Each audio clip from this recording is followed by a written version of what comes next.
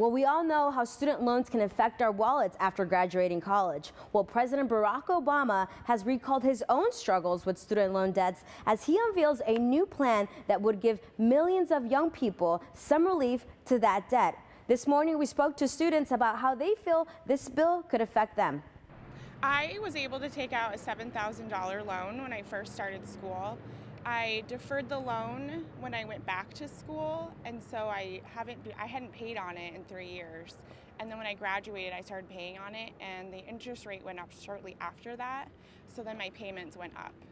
Not too familiar. I read about it, and I know that it has to do with federal loans, and I'm unsure of whether or not my loan with Wells Fargo applies.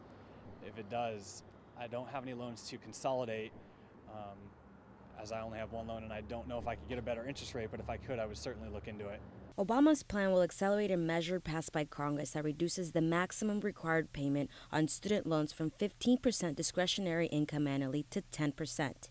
He will put this into effect in 2012 instead of 2014.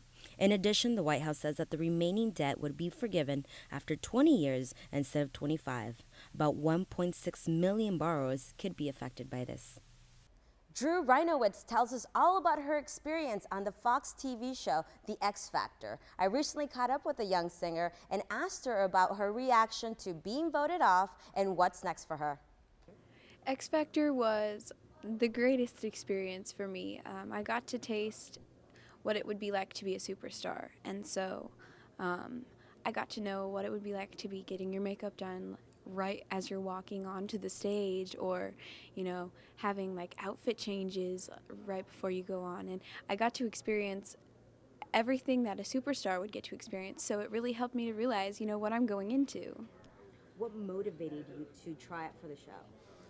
I want to be a singer.